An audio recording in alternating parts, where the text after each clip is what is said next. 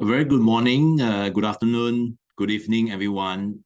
Thanks very much for taking your precious time off to join us in this Asia PGI Pathogen Initiative webinar series, focusing on wastewater surveillance.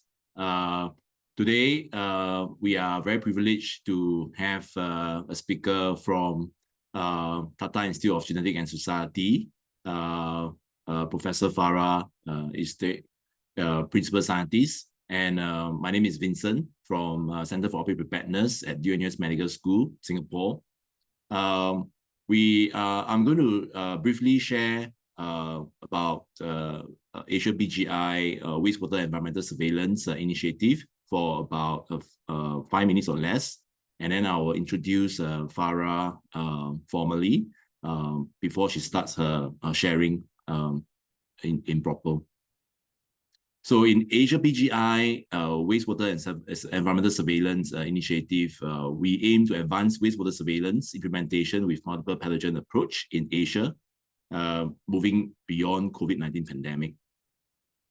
We are very much interested and advocating for the need for looking at multiple pathogens, especially for pathogens that are detectable in wastewater, and as well as has high value public health actions that can be used to intervene and mitigate some of the potential transmission of some of these infectious diseases, as you can see from the slide here. In Asia PGI, we have grouped these bacteria and virus pathogens in terms of potential vaccine preventable ones, drug treatable ones, pathogens that can be used using vector control measures, or pathogens that can be having some form of interventions, using non-pharmaceutical actions, as well as looking at the pandemic potentials ones. There are a few key considerations as we support and advance wastewater environmental surveillance implementation in Asia. We aim to look at the country's needs in terms of the public health questions. We advocate for public health actions that needs to be directly linked to the reason of how wastewater implementations can and should be performed with limited resources.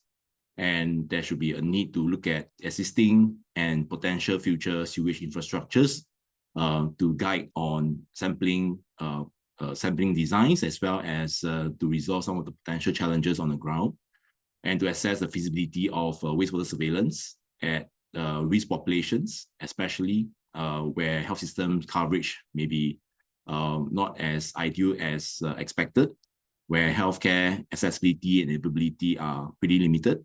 Especially, we are also very much looking at the technologies in terms of platforms that may be allowing some of these pathogens can be easily detected with wastewater, and would there be any potential new changes to the way how we assess and interpret some of these signals coming out from wastewater. And of course, to make this implementation a sustainable one, we do advocate for the need to look into what will be the most cost-effective strategies to sustain national wastewater surveillance strategy for the longer term to come, in terms of looking at financing models, supply chain, and different diagnostic platforms that can be negotiable with manufacturers that may be interested and invested in making wastewater surveillance as a more sustainable model for enhancing overall national surveillance systems for early detection of infectious diseases. So in Asia PGI wastewater environmental surveillance, we have established this regional dashboard mapping, and I will highly encourage all to share your existing and potential future wastewater surveillance, environmental surveillance work in terms of public health programs or research through this QR code, so that we can have a better understanding of what are the challenges you face, what are the potential resources, needs that you may need, that will help us to design our program in Asia PGI as we move along with the country partners.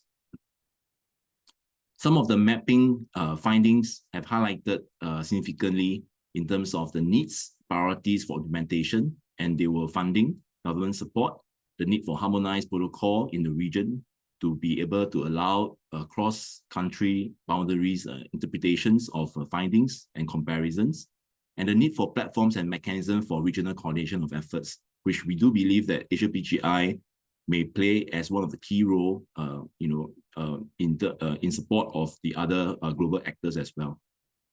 So we have more findings from this QR code in a preprint if you would like to find out a bit more from the mapping findings that we have gathered.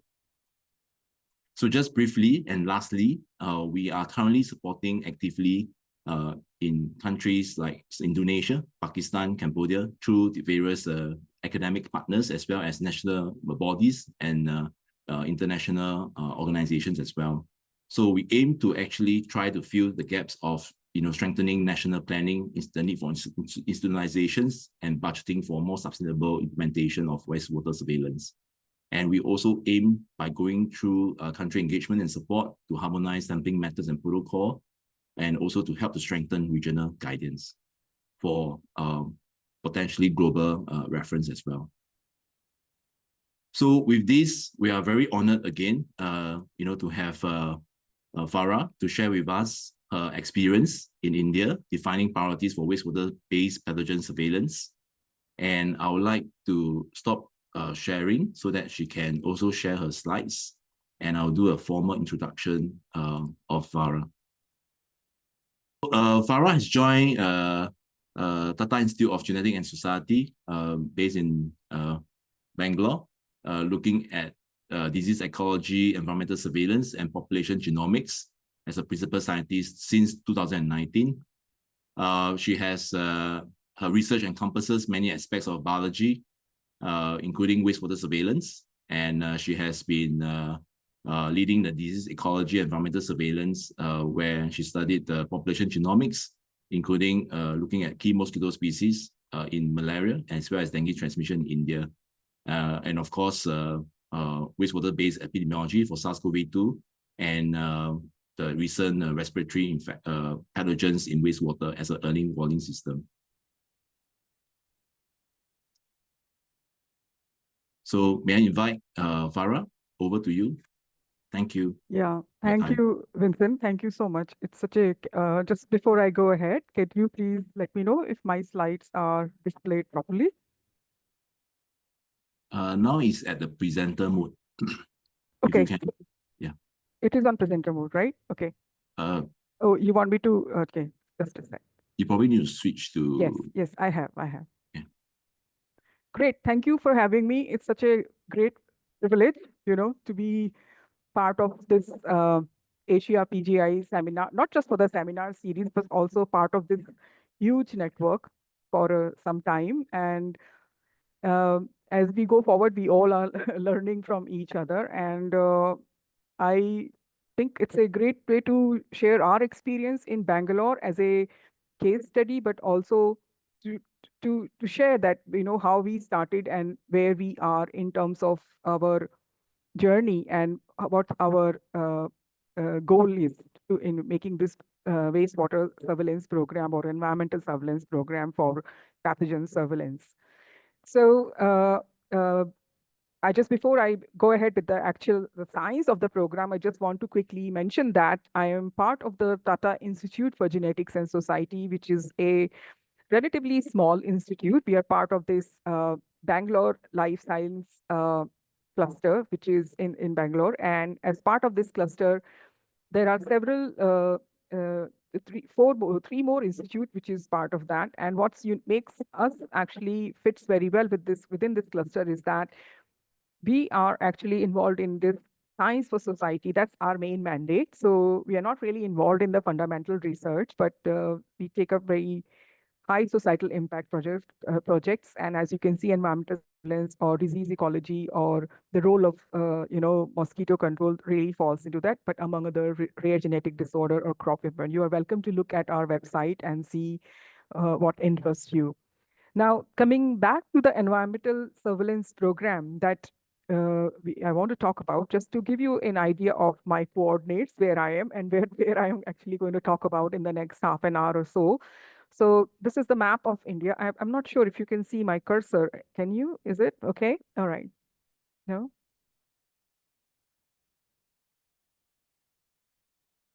It's not clear where your cursor is. Let me see.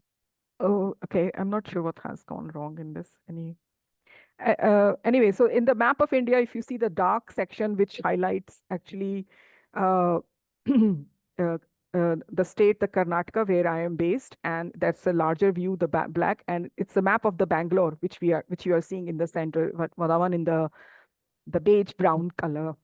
And what I want to represent here in the map of Bangalore, along with that, is the water system, the not just the fresh, but also the wastewater system, the impact of the city, how we treat the water, and how far it flows out of the city, where it has been used for agriculture purposes, but also for the groundwater recharging. I'll come back to this point in a bit later.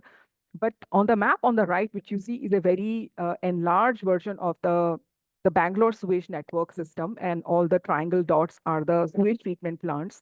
And what it shows you that actually just roughly around 70% of the city actually has a sewer network, which means the areas, the fringes outside the city, which is the boundaries, which is where there is no network. These are the new apartment buildings which have their own, sewage treatment plants. So they are not part of the main surveillance network.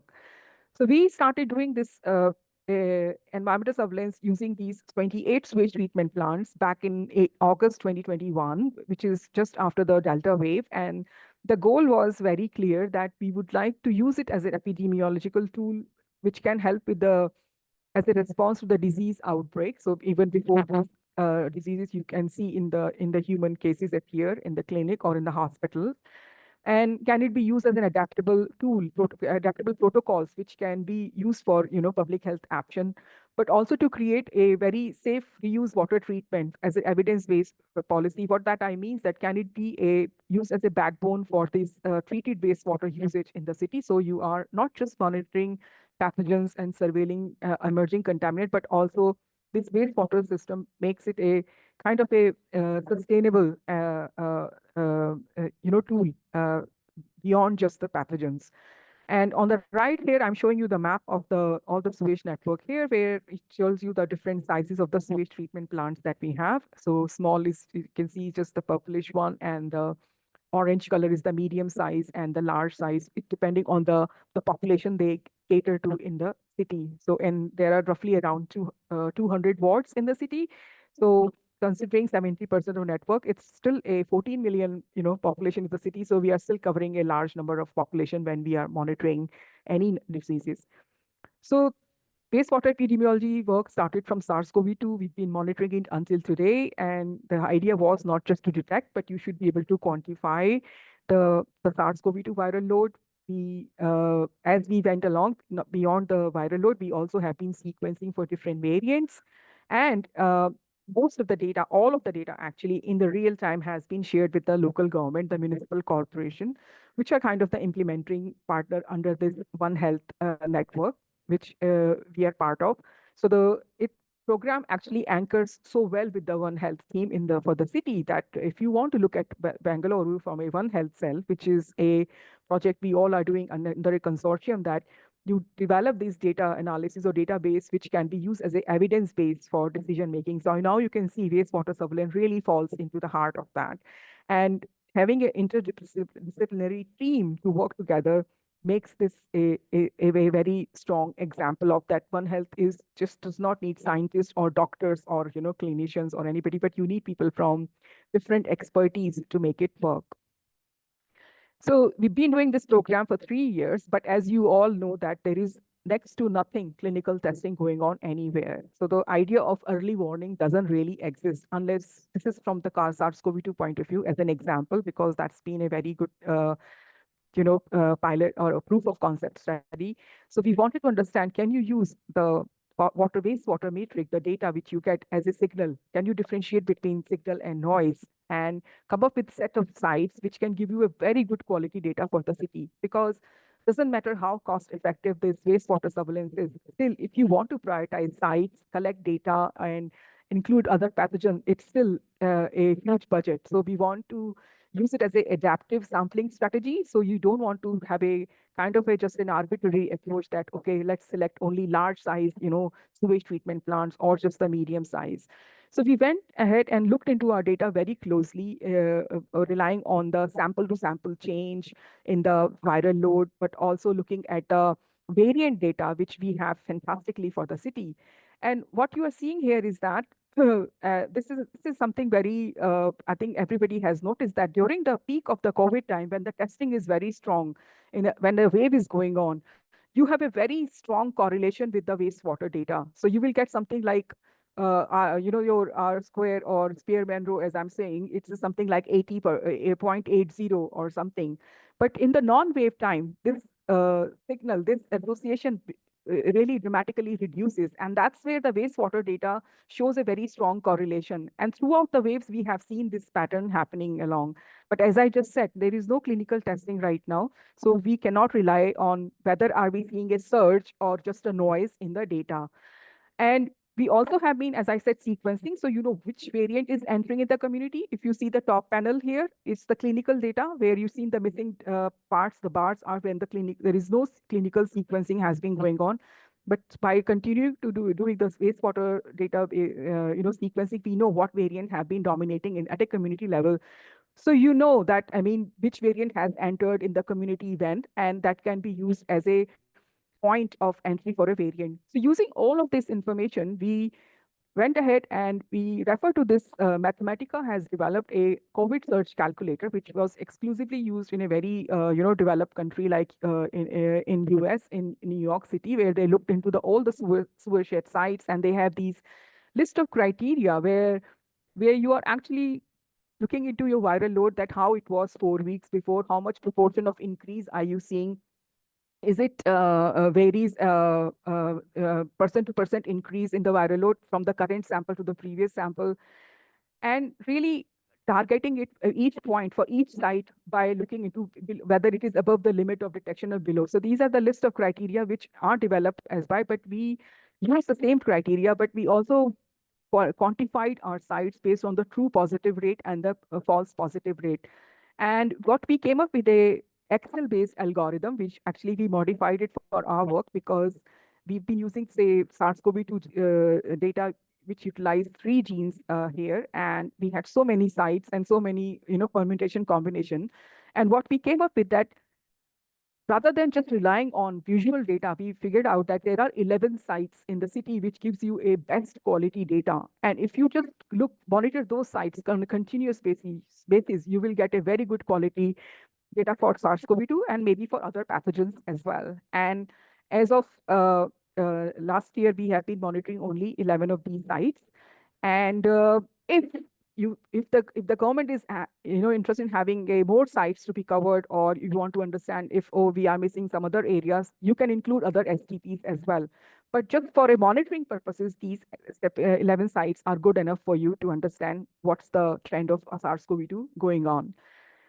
Now, wastewater surveillance, as I said, for the SARS-CoV-2 has been a great proof of concept, which says it works as a system. And there's a huge demand for it now that should be scaled up for other public health surveillance, something like, say, avian influenza, and even for other pathogens. We have noticed so many silent waves which have gone unmissed because there was no clinical testing. Even like a month ago, we had a wave which nobody knew, and we knew that what variants were driving it, and all those information has been shared.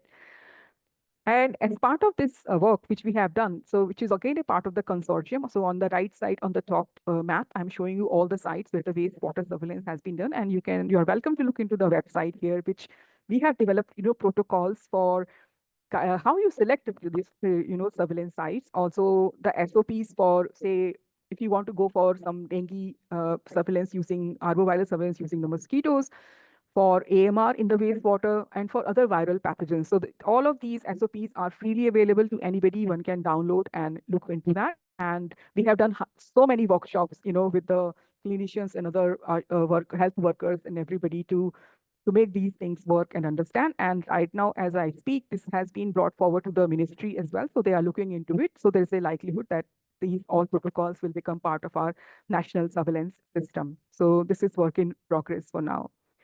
Now, the question which I would like to really address right now is that wastewater surveillance is very cost effective, as I just said. But in order to surveil what you should go ahead, I think that's a very big question, which everybody wants to know. How do you select your pathogens? So the schematic I'm showing you right now here on the left is that each surveillance program has its own mandate. So for example, for something like polio, just presence and absence is enough. If you're seeing a wild polio virus in your wastewater, that's an alarm bell. You should go and find out and you should start the vaccination program. And as opposed for say SARS-CoV-2, it's really the trend which really matters, and you should be doing genomic surveillance as well. So and then for a typhoid fever also, you would like to know all kinds of things, that what could be the exposure you, how spatially it is different. So each pathogen brings its own, suite of, interest and what it needs to be dealt with. So it needs to be a program which one must consider using what it will be used for. So we made this kind of a schematic. I just want to bear with me. So using the panel on the left, we also highlighted different pathogens, say from wildlife, from diseases to human diseases, but also things like antimicrobial resistance. So for example, if you look at the row for the avian influenza, which is in the green, of course, you can look at it from a natural history point of view and its presence. So when I'm saying avian influenza, I'm talking about H5N1, which is the high-path avian influenza virus. So here the spatial and temporal pattern also matter. Here the genomic surveillance also matter, and outbreak preparedness is also matter. And we also devise a strategy how often one should be surveilling for this, what kind of methods can work for it. So keeping that in mind, we made a kind of this matrix that which works can work for any geography, depending on how broad that wastewater surveillance program can be. And I'll give you some more examples for that. So we also did something called unbiased metagenomics, which is not the targeted metagenomics as for SARS-CoV-2 we did. So this is something we've done because we have no idea, like, what pathogens you should be, looking for in your wastewater. So we said, let's just sequence everything, whatever you get in terms of viromes in your data set, and say, what do you find and what one should be looking for as a targeted, either for sequencing or for, say, PCR-based approach if you want to take up. And I was not very surprised. As you see on the top, adenoviruses, which is the respiratory viruses we found. We also find a lot of enteric viruses. So is for the coronaviruses. But a lot of HPV also. And these are the HPV which we have seen, which are actually the high-risk genotypes as well. So imagine a system, if you have a very good shared mapping, and if you're seeing some of these genotypes, and if you're using RT-PCR-based approach or even sequencing, you can find hotspot in your community and can go for a very targeted vaccination. And we need to actually, I'll just talk about it in a bit, but we are in the process of identifying, making it more kind of a sustainable approach, that because genomics is still not just very expensive, but also the data analysis takes a lot of expertise and time to go through those, millions and millions of reads. So we use it as an unbiased approach, but there are also a lot of panels available, from Illumina, from other companies, which also we are in the process of kind of utilizing. There's a new initiative which we have just started, which is for developing protocols for environmental surveillance for high-path avian influenza viruses. And as you know that everybody, my guess is as good as yours, but everybody thinks that next pandemic could be caused by avian influenza viruses. And we have had several outbreaks. Even 3 years ago we had. And so you can see on the right panel where I am mentioning ecological drivers for avian influenza, the map in the center, all the red dots shows you all the seasonal outbreaks happen in the country, and all the blue dots are the non-seasonal, which means when the migratory birds are not around, then also we have had H5N1 outbreaks, which means the virus has become endemic. So one should look into it more deeply. We should have a network of sites where we are not just waiting for birds to die and cull or do some kind of monitoring, but we should be having a more proactive stage. And at the moment, we have only 2 agencies, 2 government organizations, as I mentioned on the top, Nishat and Nivedi, who are actually authorized to look for the birds if they are dead and test them for avian influenza. So you can see the size of the country is so big. We need more labs, more scientists need to be involved, and environmental surveillance is a great way to start this process if we have good protocols and sites, a network of sites which can be tested. And that's what we are trying to develop now as part of this consortium. And just to say that we had some preliminary results. Again, what I'm showing you, this panel is from just from the Bangalore city. I've used the same unbiased approach and blasted all the reads against the, all something like more than 2 million influenza, whatever genomes which are available in NCBI, using two different pipelines. And the one on the top, actually results are very compatible, but the pipeline I've used on the top actually is not so conservative. So it tells you more than, two types of influenza subtypes, and definitely very much dominated by H1N1 and H3N2, which you expect in a human-dominated landscape, because these are the viruses which we a lot of shed from in a, human-dominated system. And the pipeline below actually calls everything as ambiguous because it was exclusively only for a lot of influenza A viruses. But in essence, what it tells you that doesn't matter what methodology you're using. If you're using a PCR-based approach along with the genomic surveillance, you can develop a lot of confidence in your data, which can tell you that what are those dominant subtypes you are seeing in your system.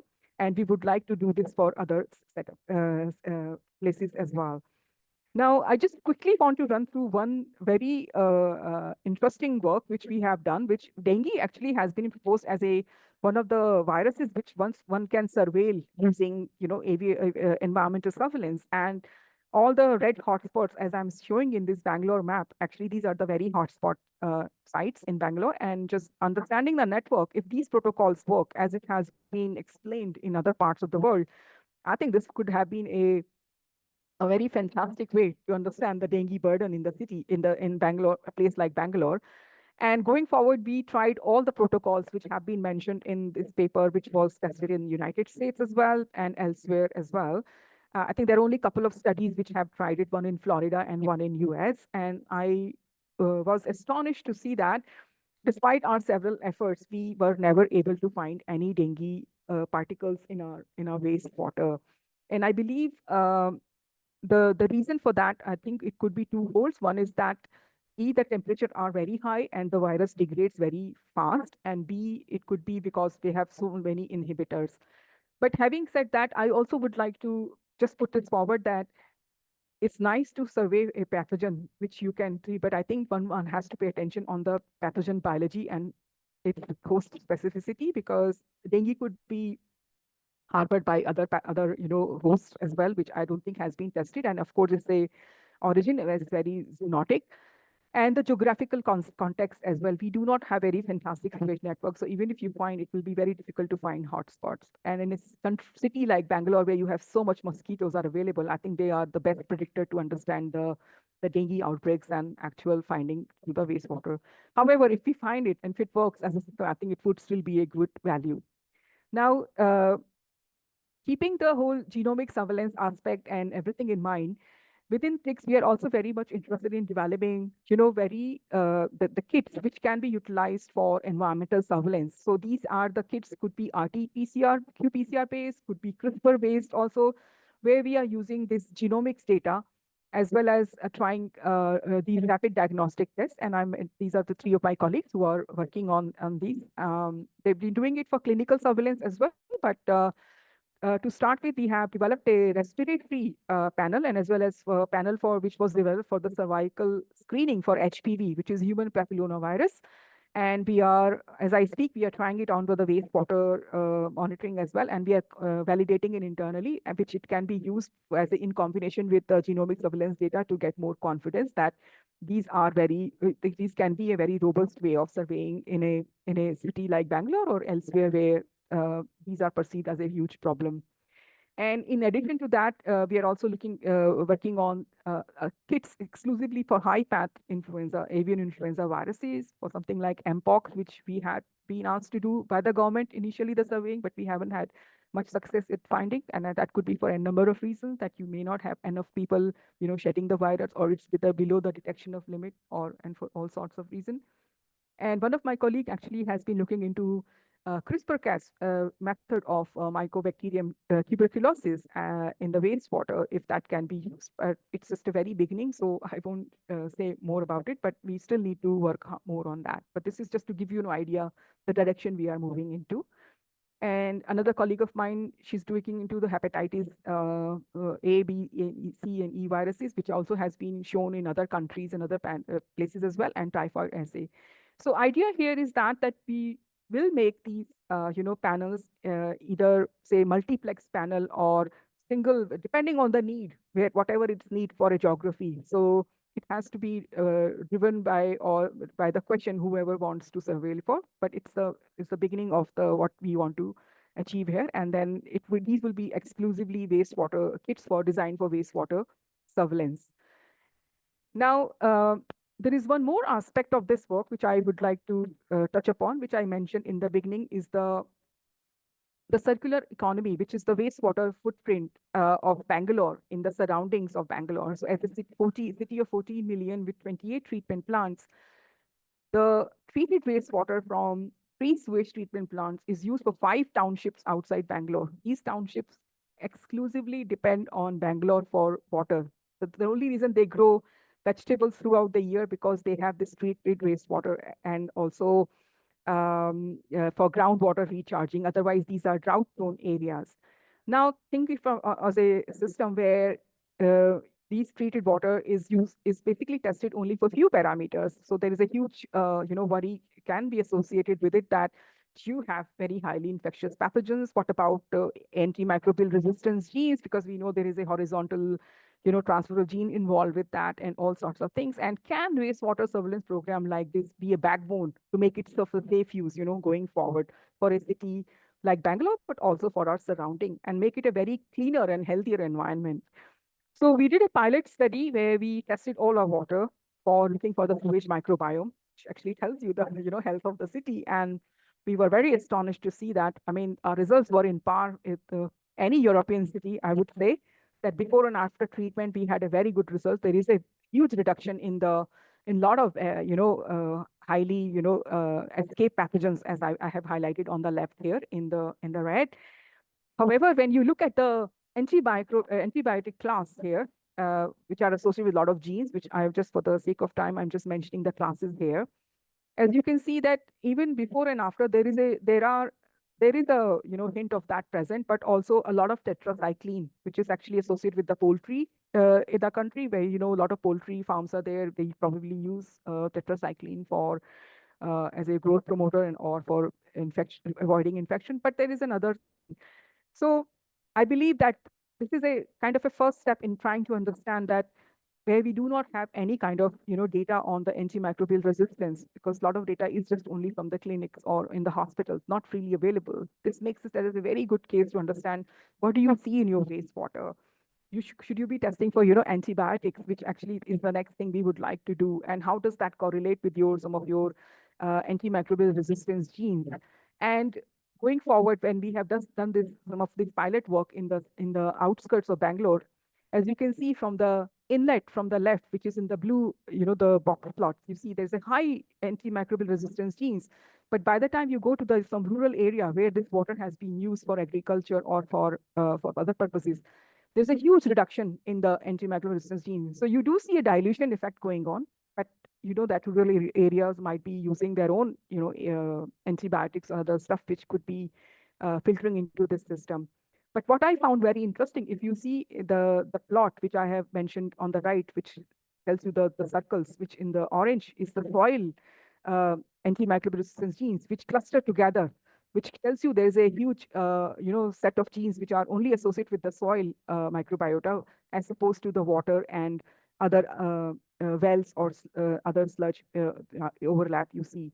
So what we are trying to look into that, this is the first step in understanding that there is a dilution, but how we can mitigate it further is, of course, we could look into the ways to reduce the antibiotics and other ways at the treatment plant itself. That's one way to do it. But we also feel that it's an excellent tool, but we would like to do more intricate mapping of our sewage area, so we can do hot spotting where the the locations are for those catchment area. And as I just said, that we're trying to do both bottom-up and top-down approach to make this integrated as part of the healthcare system by doing lots of workshops, having these easy to access protocols, which can be used not just in a city like Bangalore or in a fancy lab where I work, but in a very small city or small township in India, where you have maybe just one room and one PCR machine and one centrifuge. The protocols needs to be that, easy to use. And from a One Health point of view, we are in the process of expanding these sites to establishing a network of in different niches. And as I just said, these different diagnostic kits. And just going back to this One Health network, which I mentioned earlier, that the success of this program is really depends on our collaboration and Biome Environment Trust. I think Vishwanath, he's part of this. I think he's been the backbone for this work, which I mentioned before. And it's been a great privilege because of this program. I've been invited to a lot of thematic groups like disease surveillance for the National Health Policy, where they are looking at as an environmental surveillance, say in other forest area, in the forest where you can't just sample every wild animal, for diseases. So I think there is a huge interest in a surveillance tool like this. And I feel very privileged to be part of this Asia PGI network as well, because I learned so much from what is happening in other countries. And as part of this One Health, network, we also have 5 subcommittees, which is started by the government. This is just a kickoff meeting we had last year, and we are hoping this will branch out and help us to nail down this problem in a way. So just to summarize briefly, that we started off with the SARS-CoV-2 surveillance. We also have a nice protocols for the city, a consortium of One Health, which just goes beyond the surveillance, but also helps us in implementing and in a evidence-based decision making. We have scaled it up to other pathogens, not just for the SARS-CoV-2, but for influenza viruses and other enteric viruses and HPV. We have diagnostic kits, which are exclusively for wastewater program. And I feel so nice that there are so many hospitals who are willing for us to do this work at the hospital setting, where AMR is a huge issue. They don't know, not everything can be culturable. So seeing the association between what you see in clinic in the patients versus on the wastewater. So some of those pilots we are also running. And India is a huge country. We have a network of, wastewater site, but there are states who are coming forward, who are using this as an example. They want us to help them to set up environmental surveillance in their places like Kerala. Kerala is by far the most advanced, state in India, where you have the best healthcare system, but wastewater something is they are still missing on. So I'm in the process of talking to them, and they are working on from a One Health point of view, and similar for the Tamil Nadu as well. And this is a program you cannot do on your own. You need a huge team, a very efficient team. And I've been so privileged that I work on this program. And I think the success of this work has been because where I am and the people I work with. So I'm really thankful to the organizations, but also the government, who doesn't matter whenever we go, they listen to us, they talk to us, and you need funding to do this work. And we really hope that going forward, this becomes a part of the public health surveillance system. Thank you, and I'll be happy to take questions if there are any. Thanks. Thank you so much, Farah. This is really mind-blowing, to be honest, and it's really inspirational to see you and the team and the support from the government in terms of rolling out the different initiatives, moving from COVID-19 management beyond pandemic and now towards the other pathogens of interest that you are prioritizing. I think definitely there are a lot of lessons that we can learn and adapt, to the respective countries who are invested in building up wastewater surveillance.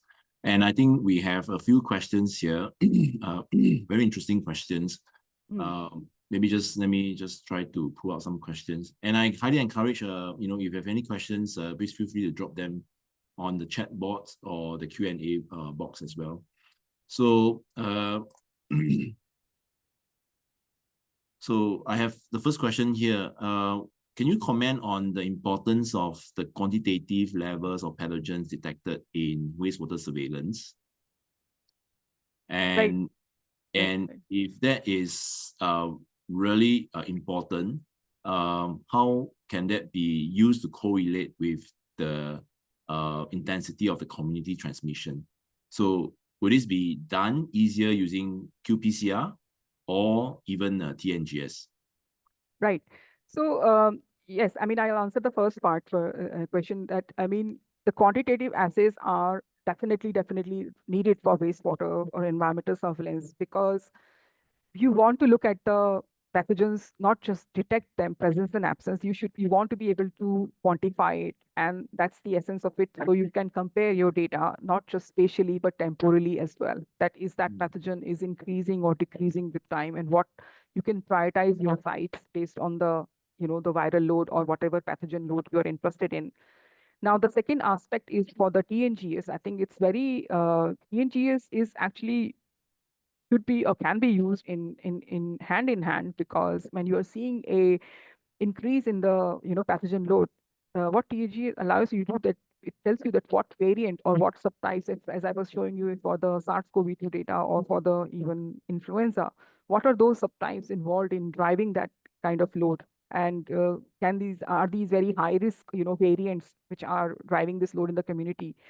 So this way, it helps you to understand your data well from the public health action point of view, but also if you're seeing something new which your assay may not have picked up. For example, if you're just relying on some genes which are part of your assay, TNGS can help you to modify your assay in a better and a more robust and more targeted way. So yeah, I would say definitely if one can do both together, that would be a great way to move forward. Thanks for the response. Just as a follow-up questions, we know that, especially for open sewage systems, there's always a challenge from the dilution factor coming from the rainy seasons, or even potential chemical discharge that might actually affect the integrity of the detections or the sensitivity of the detections. So in terms of the need and importance of quantifying some of these signals, would it be challenging, still in the current era of technologies, to try to assess whether or not what we are missing out or what are we, facing? Yes, that's a very good point, actually. I mean, not just in the non-Seward community, it happens in the Seward as well, community as well. Like early this year, for 4 months, we had no signal whatsoever for SARS-CoV-2, for 4 months. And I was like wondering, are our protocols working, or is it fine? Because this has never happened, in the last 3 years. But what actually gives us confidence that we use some very strong internal markers, KMMOV or MS2, which must be used. And it's a fecal, human fecal indicator.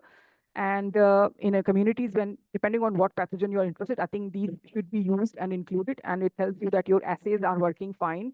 It's just that maybe the pathogens is below the limit of detection. But having said that, I mean, I also have seen sometimes something may not be, quantifiable or detectable using a PCR only approach. Sometimes NGS data gives you a better signal, because some of those reads still tells you that that pathogen is there. It's just maybe it's below the limit of detection. So yeah, I think having nice internal control are really important in your assay, especially for the non-Seward communities. As you say, dilution effect can be very high. Yeah, sounds great. Thanks. So the next question I would like to highlight is there's a lot of interest in climate change and the use of One Health surveillance or the use of wastewater surveillance to understand about the transmission of vector-borne diseases. So will you highlight any form of challenges in terms of detecting some of these vector-borne pathogens in wastewater? Yes. So yeah, I mean, to be honest, I think I have seen myself. I mean, after doing sequencing for a few years now, I have spotted lots of things. But it makes me question that for a say country like mine, like India, or say in a Bangalore city, is really wastewater surveillance is a good way for me to surveil for something like malaria, for example. Malaria is very prevalent in our country. We know mosquitoes are responsible, so are the tests available for that. I would not just go exclusively for wastewater surveillance for that, A, for that reason, and B, malaria can be harbored by other primates as well. We have lots of rhesus macaques and other things in our, in the city as well. So it's I mean, there are studies, people just find, those looking PCR, oh, you see Plasmodium falciparum and vivax in the poop of these macaques. But the holy grail of something like malaria is you must see infectious, cells in your red blood, in your blood cells, basically. Now, for something like even for dengue, I have the similar thoughts as well, where mosquitoes can be used. However, from a climate change point of view, when you talk about in a country where you never had these diseases before, say, I don't know, Portugal or France or even England, I mean, where they haven't had, and people might be asymptomatic, or I would say, yeah, it can be a game changer because they may not be automatically testing anybody for these parasites unless somebody have traveled, abroad on a holiday or something. I mean, that's how I think in Portugal they found a lot of dengue, right? In the tourist season, for example, they were looking at it. Um, so yeah, I think it's something. That's why I say it's a very contextual for me. Where should you put your money for these vector-borne pathogens for the wastewater surveillance? I would definitely won't make it a priority for Bangalore. Thank you.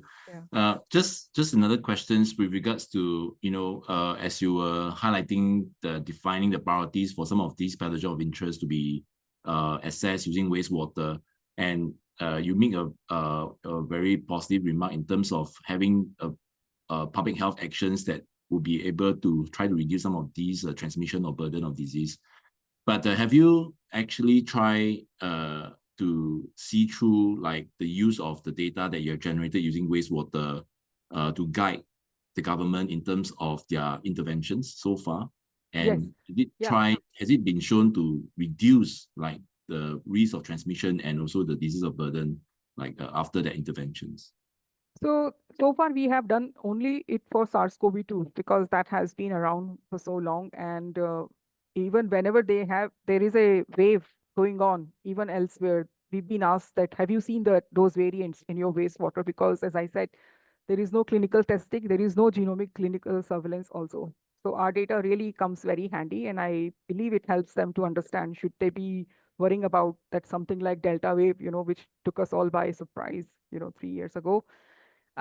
We've been asked to do for the Mpox as well in the airport when there was a huge outbreak going on, and we did it for a month or so, uh, depending on whatever access we had, and we couldn't detect it.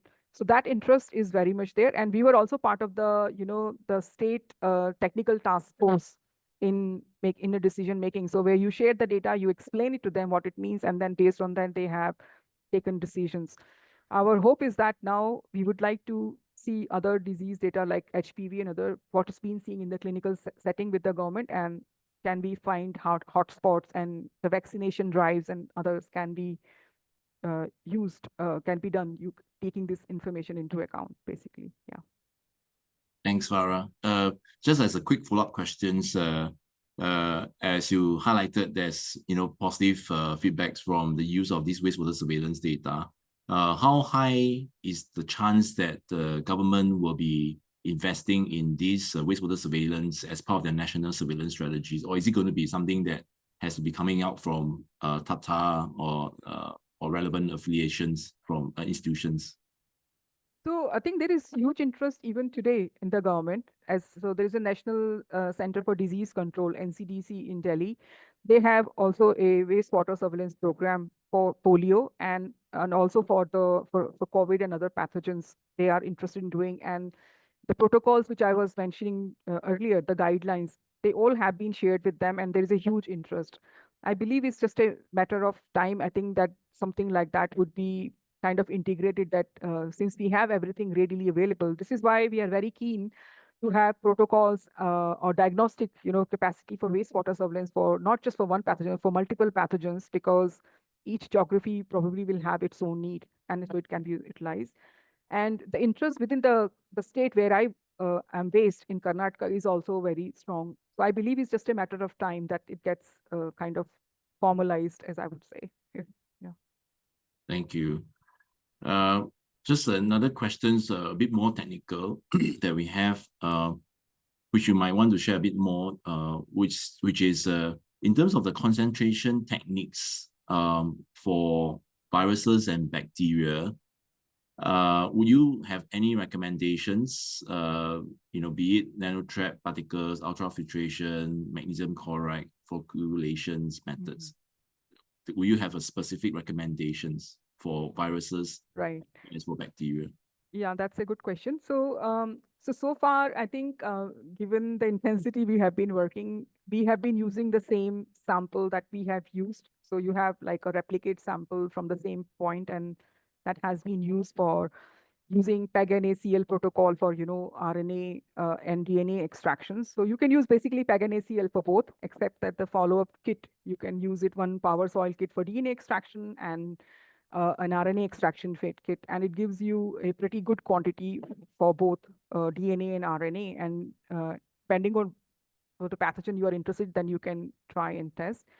Um, but I must say that a lot of it does involve doing some a bit of spiking experiments, because you don't find everything in wastewater every time. So you probably have to standardize your experiments like we do for influenza viruses, and even for dengue also I have done a lot of spiking experiments. What could be the detection of limit if you are doing it, and get the confidence in your assay. So some of those things actually need to be tried and tested. So just concentration probably may not help there.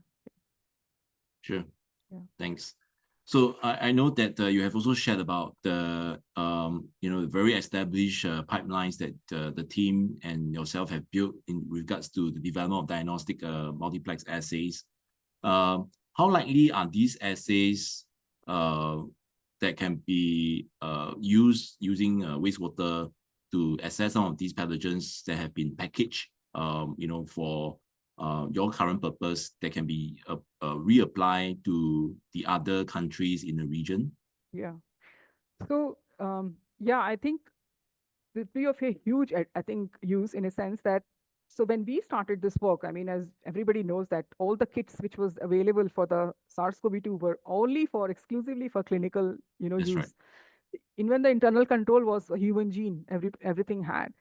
So now what the assays we have, they are very robust, they are very sensitive and specific, and can be utilized for wastewater. So like the COVID kit we are using right now, it is actually specifically designed for uh, wastewater surveillance, and same is for influenza. So I think will be a huge boost for research to use these things, and that will be a huge, very, I think, helpful for everybody.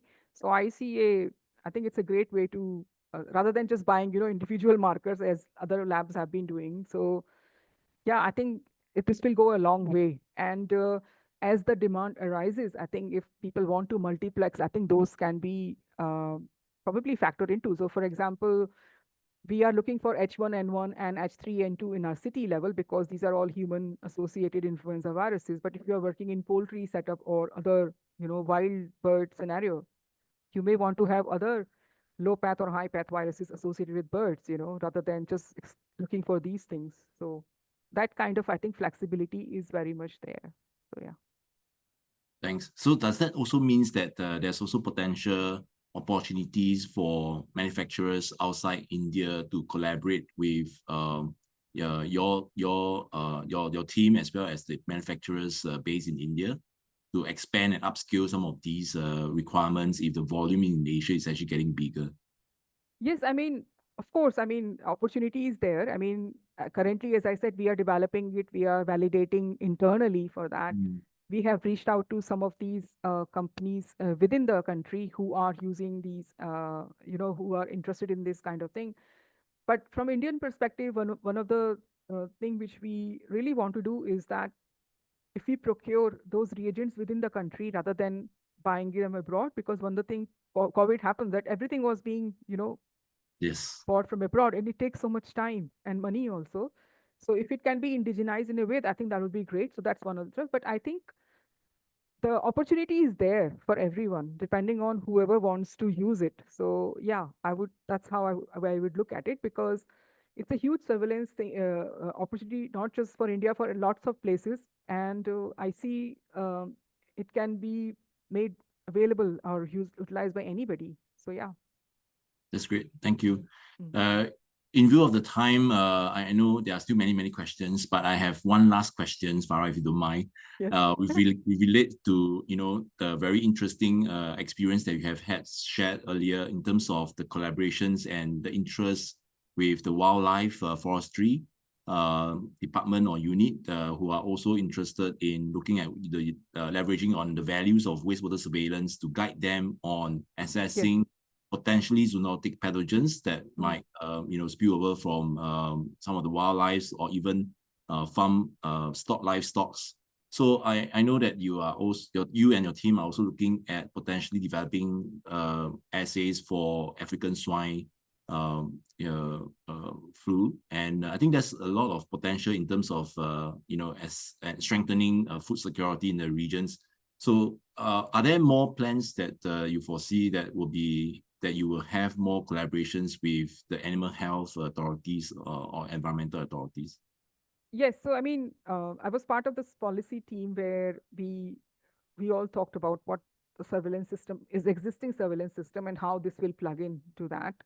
And yes, I mean, and I think this avian influenza example, I think, goes in the same direction, because there are a lot of water bird sites which fall within the protected areas, which you and I can't reach, but they're accessible only to some, forest department people. So if you have a huge network of sites and more labs are involved, I think this will become a more kind of a task which can be managed very easily. You don't need any BSL, biosecurity level 2 permission or anything. You don't have to wait for things. Similarly, I think even in the livestock or other areas, which is in the fringe of the forest, where there is a lot of interaction between wildlife and other domestic animals, there are sites. So those could be the potential sites. So yeah, so I would say that the interest, or so say leptospira is something people have mentioned is one of the things. There is a foot and mouth disease which happens. I don't know what the prevalence of which or the other in where, but environmental surveillance can help you to figure out where are those hotspots, what the transmission is going on, and everything. So yeah, and I think there are groups who are looking into it as part of that Gates Foundation, the consortium I was talking. I'm doing only avian influenza, but they are looking into foot and mouth disease, and as well as the lumpy skin disease and other things as well. So yeah, I think environmental surveillance will and can go a long way. It's just a matter of figuring out what people want out of it. I think that's the only thing. Yeah. Thanks very much for your insightful presentation again, and also the responses that you provided us. I know there are over 20 more questions that they have put up in the chat, and rest in mind that we will actually compile all the questions, and we'll work more closely with Farah to explore how we can actually provide some of her guidance and insights from her as well as her team to your questions, and then we'll put it on our Asia PGI webpage, which you can access from the QR code that I've shared earlier, or through the Google search that you can find on us. So with this, I'd like to thank you, Farah, again. Thank for you your so time, much for having me. It was great. The preparation that you go through, and we are really excited to work with you more closely and the other expert members in the Asia PGI Expert Working Group to see how we can actually advance wastewater surveillance in a multi-pathogen approach in a cost and efficient, sustainable manner. And look forward to the next webinar. I invite all to stay in touch with all of us in Asia PGI, and then we will provide more insights and inputs that we can hopefully provide for more opportunities in terms of capacity building, research, and also educational and training. Thank you so much, everyone. Thank you. Thanks a lot. Thanks everyone for joining. Yeah. Thank you. Bye. Bye.